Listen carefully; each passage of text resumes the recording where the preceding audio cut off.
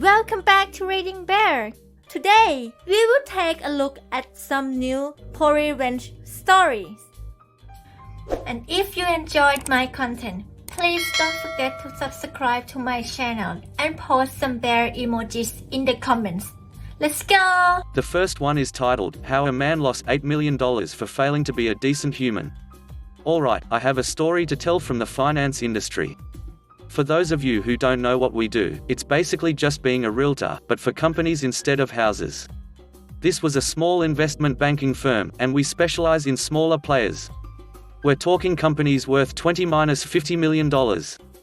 Our customers are typically salt of the earth, built their tire company from nothing but a shed and a truck over the last 30 years, and now they want to retire.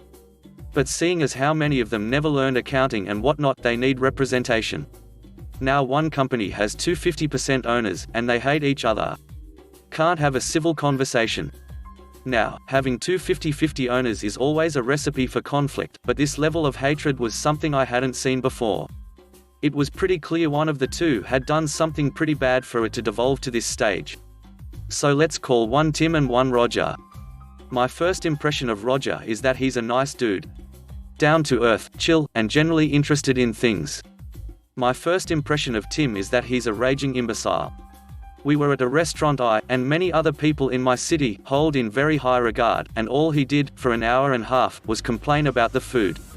He talked down to and mocked a waiter who dared to ask him what he'd like to drink, and proceeded to order $1,000 of wine he knew we were paying. My boss, having none of that, made it clear Tim is paying for that bottle, which I suppose put him in a bad mood. I am somewhat obsessed with food. I spend an unwise amount of money on food. I can sing you all the instrumental parts in the opening to Heston Blumenthal's cooking show. We're here on my recommendation. I love this damn restaurant, and I am on first name terms with that waiter. The man starts talking down to me about my tastes after I order, says kids these days have no palate, and that I shouldn't be eating XO, and also, apparently, donating to vaccine charities is a waste of money, and I am some sort of idiot for doing so. So to be short, I don't like the guy. But not liking the guy isn't really a reason to seek revenge. However, after talking to Roger, we find out why they hate each other. You see, Tim had been stealing money from his employees, and the company. It turns out, employees started getting random checks bounced, and the company's lines of credit kept drying up. Because Tim had been making some rather extravagant purchases on the company dime. He had adjusted employee payroll downwards and increased his own. He had used capital expenditures to build himself a house. Apparently, his continued justification is that none of what he did was illegal, technically true. He had helped grow the company, I suppose, and that he deserved more, but not his business partner. Roger ended up comping employees out of his own pocket, and Tim refused to pay back a dime. So at this point, the deal talks are going nowhere. As in, Tim and Roger just cannot stand to communicate with each other at all. But my boss, he hatches an idea. Why don't we just buy one of them out? We know how much the company is worth in the wider market. We'll just see if either is willing to take some cash up front for their share of the equity. I make models all day. I know how much this company is worth. It's worth about $24 million. Tim's stake is therefore worth $12 million. Complex, I know. Guess whose stake I suggest we buy? Tim's, of course. How much do I suggest we offer? $4 million. Now, to be clear, this type of thing has a downside. But Tim's reputation in his industry isn't good. In fact, after some canvassing, it turns out that most people know this company through Roger, and don't like to deal with Tim. Turns out being a thieving butthole is something one simply cannot turn off. Boss says okay, he'll send an offer letter and NDA agreement, etc. Tim bites, for $6 million. We sold the company 6 weeks later for $28 million total. Duck you, Tim. The next one is titled, Sometimes Revenge Comes from Being Professional. A couple of years ago, my husband and I moved to his hometown after spending time abroad and starting a business. We needed a job to make ends meet as we grew our business, so we both took a job as a server, bartender at a beautiful historic inn and restaurant in our town. The bosses were an old couple. We realized pretty quickly that the woman of the couple wore the pants, and that she had no idea what she was doing. In addition to this, she was a real butthole. The place was horribly mismanaged, in a market where it was impossible not to make money.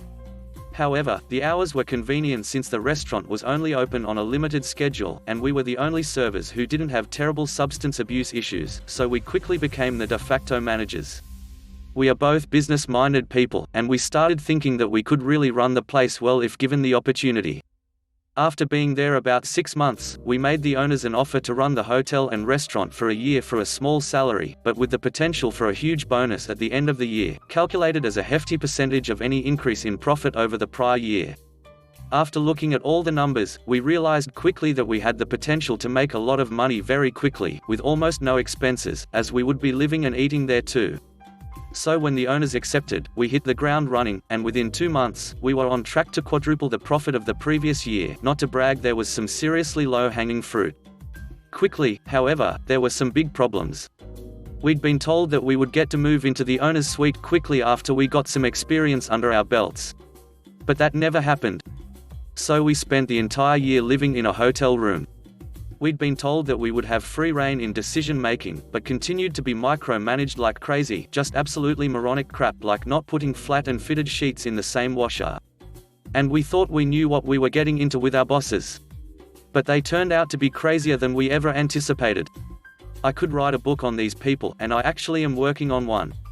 But for the sake of brevity, I will just say this: the guy of the couple was nutty, volatile, racist, and sexist, but I would have worked for 5 of him before I had to put up with one of his wife. She was all of the above.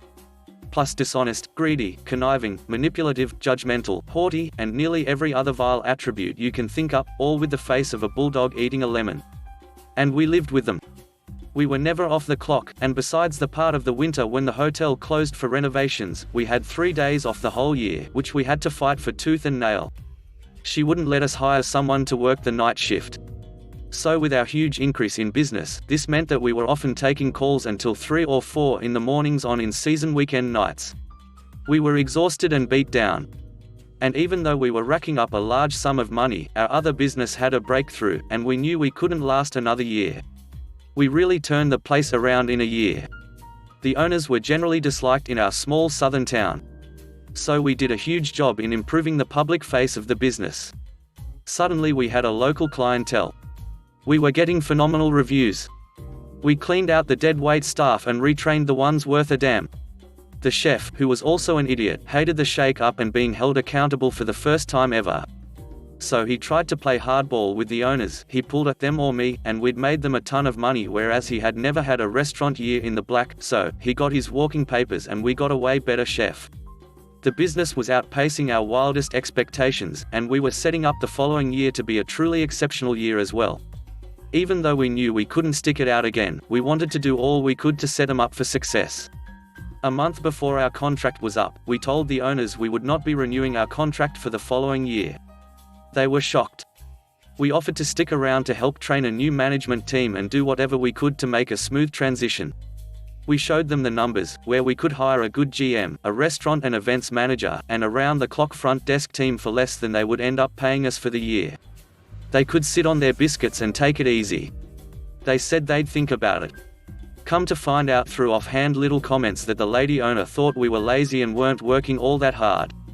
She couldn't believe they'd gotten duped into paying us such a huge percentage of the profits. She had no concept of the additional workload that comes with tripling the business levels. They decided to go back to doing it all themselves. I will say that telling our team that we were leaving was one of the hardest things I've ever had to do. A lot of tears were shed, especially from the old-timers who knew how bad it was before we came. There was a bit Stockholm Syndrome going on in the early days. To the dismay of the owner, I'd also sent emails to all of my contacts, vendors, clients, customers, that we were moving on and that we'd been proud to continue the tradition of excellence. She hadn't wanted me to reach out, and just wanted to tell them we were gone when they called. Because that's super professional. We said our goodbyes with a fat check in our hands, and got the hell out of Dodge. We'd secretly bought a house 5 hours away, so we moved away in a jiffy. Now for revenge, when I realized that they didn't want to hire a new management team, we worked on compiling a huge manual for them on all new procedures, all events we'd booked, etc. I convinced them to sit down with me and go over it, but they didn't take it seriously. So I also trained the staff on whatever I could. That all fell apart immediately. The owner told the staff that we'd let them get lazy and that things would be changing. In her mind, this meant calling up events that had already signed contracts and try to squeeze more out of them. In spite of the fact that we'd nearly doubled the average event value and booked twice the events, and overstaffing servers, who she didn't have to pay much, and understaffing housekeepers, who she did have to pay. Oh, and overtime pay. It doesn't matter that you worked 45 hours, she's not paying time and a half. I'm aware that the last one is illegal and I've informed the affected employees as such. She was also drinking more than ever and verbally berating both staff and guests. We had prided ourselves on making our staff feel valued and appreciated, and they were loyal because of it. What she failed to realize was that they were loyal to us, not to the business or to her. So they left. All of them. That great new chef? He quit less than a month after we left. All the wait staff? They followed suit one by one. The entire housekeeping staff, all of whom had been there for over 4 years. They quit last week. The whole housekeeping staff. It's the middle of the high season and the owners had to clean 45 rooms. The chef they hired to replace the other chef walked out. They've now been through 3 chefs in 10 months. The reviews are plummeting. My husband's parents still live in the town, and people often ask about us to wish us well. We left politely and spoke highly of the owners to anyone who would listen, but everyone tells his parents that they couldn't believe we were able to do it for a year.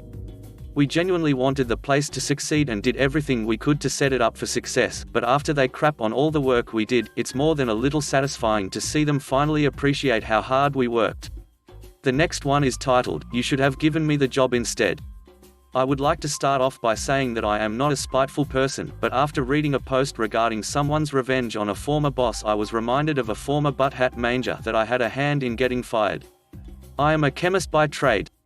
I work in a lab mixing chemicals together to make viable products for consumers. I once worked for a company that made all types of plastic. They were in serious need of a chemist, and a friend, whom is the VP, recommended I interview. The job was to be the lab manager. I would be responsible for 3 other chemists and 2 QC employees. I went through the very long interview process and was offered a job. However, it was not the job that I interviewed for. The management team decided that I was too young, I was 25, so they gave the job to someone else who was older. That person would be the butthole manager. I was given a chemist job. It was a good job and it paid well, so whatever. So my first day on the job I am introduced to Butthole. Upon meeting him, he seemed to relish in the fact that he got the management job over me, and immediately started to show it. The lab was going through somewhat of a transformation. The previous manager was a pack rat. As in, he kept every single piece of paper that was ever handed to him. So my first assigned task was to go through every single piece of paper to see if it was relevant. I had to physically remove each piece of paper from the box and scan it over for said relevant info, even though the box clearly said 1972 on it, and all it was pamphlets from shows or old chemical brochures. I still had to go through it. This took me weeks. I was the only person assigned this task, everyone else did their normal job. In the meantime, he was busy showing up for work late, leaving early for his 2-hour lunch, disappearing for an hour and a half after lunch, and leaving work early. He maybe was seen visible working for 1 hour a day. Fast forward to me finishing my assigned task, Butthole finally allows me to do some actual chemistry work. This is when I found out that he has no real experience working in a chemistry lab. Or being a chemist. How do I know? Because Butthole decided to mix a couple of chemicals that don't play nicely with each other, and then proceeds to throw it in the microwave. 60 seconds later we were short 1 microwave and had a new respect for the fire extinguisher. He followed this up with leaving industrial-sized mixers on high speed while unattended. Big no-no, they could kill someone, starting another small fire in the plant and completely ruined an industrial-sized mill. After a couple months of his unsafe lab practices, they continued, I started noticing some changes in his personality. Specifically towards people that he deemed a threat to his authority. He got into a very loud verbal argument with our first production manager, who then quit, then proceeded to get into an almost physical argument with one of our salesmen, whom also quit. Once those 2 were off his list, he turned his attention towards me. Now for a little backstory. I mentioned earlier that I was friends with the VP. I still am. I have worked for him before and I enjoyed it a lot. Hence the reason I applied for the job. I am the type of person that shows up early and leaves late. Always have, always will. I take great pride in doing good work. Well, Hat took our friendship and my work ethic as a threat to his authority and made it his life's goal to duck with every single part of my day. He would assign me jobs to do, I would do them, and then he would berate me in front of everyone about how I did it wrong. Then he would tell me how to do it right, and I would fix my mistake and do it exactly how he told me to, and he would come back and berate me again in front of everyone about how it was still ducked up. He did this for everything.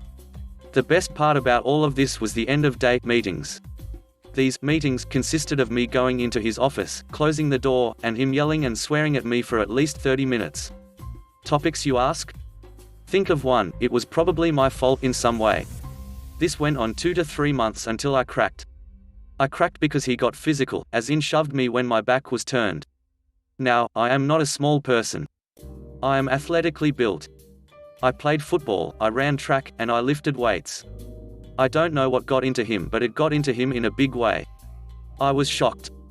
I had never had a boss do that before. I don't know why, but I just let it happen. So when he was done screaming in my face, I just left and went straight to the bar and had a drink, and another, and another. That was the day I decided that I had had enough. I wasn't putting up with any more bullshit. I am admittedly not a very creative person when it comes to revenge, so the only type of revenge on a boss that I had ever seen way before Reddit was from the movie Office Space. I literally did what that guy did. I just showed up and did absolutely nothing. I came and went when I wanted. I took 45-minute smoke breaks, 2-hour lunches, came late and left early. This drove Butthole insane. And every time he tried to talk to me about it, I did exactly what the guy on the movie did. I just never stopped and walked right past him. Every time he wanted another meeting, I just never showed up. I just went home instead. So after a week or two of this, I happened to be wandering around the office and I stumble into my VP friend. He seems stressed out and I inquired as to why. The safety inspector is here and he will be doing a walkthrough of the plant. He said. He told me to let everyone in the lab know that he was here and not to duck up. His words, not mine. Well, because I had literally quit doing what I supposed to do and Butthole had to do what I was supposed to do, and seeing that he is a walking ducking disaster, I took off for my 2-hour lunch. I wander back into the plant after my 2-hour lunch. My food was excellent, and crap has hit the fan. Every big wig in the company is in there and they are all freaking out. I walk up and the first thing the VP asked me was, "What did you see?" Being friends with him, I replied, "I didn't see crap, what happened?" So word on the street is this. Butthole decided that he owned the place that day and went out and used one of the industrial stand-up mixers, think KitchenAid mixer that makes cookies but 8 feet tall, to mix something in a 1-gallon container. I was supposed to be working on this project but obviously wasn't. Now, these things are made for containers that hold 500, 1,000-gallon containers. So he puts this container under this gigantic mixer and realizes that the container can't be strapped down with heavy-duty chains. Side note, you need to strap down the containers. These things spin at 3,000 to 5,000 revolutions per minute. I have seen 1,000-gallon containers spin that weight 4,000 pounds. That's some scary crap. So what does Butthole do? He grabs a roll of duct tape and tapes that crap on, of course. Once he plasters that bitch with duct tape, he cranks that MFER up to full blast and walks away. Also a big no-no. For those of you that don't know, all machines in any industrial shop have to man at all times, no exceptions. About 2 minutes into this act of stupidity, in walks the safety inspector. One of the production guys sees this gigantic fine running and promptly runs over and shuts the machine down right as the safety inspector sees it.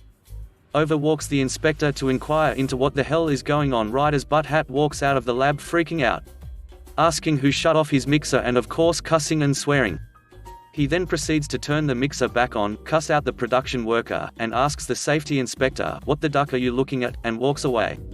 So once I am got done laughing my butt off, I calmly inform my VP and all the other big wigs that I am not surprised. I inform them of their lost microwave, the fires, the destroyed mill. They knew about the mill, they just didn't know how it happened. I told them about the confrontation that occurred in his office, and I told them the truth about some other things they didn't know about. Bottle of scotch in his desk, drunk on the job, etc., etc.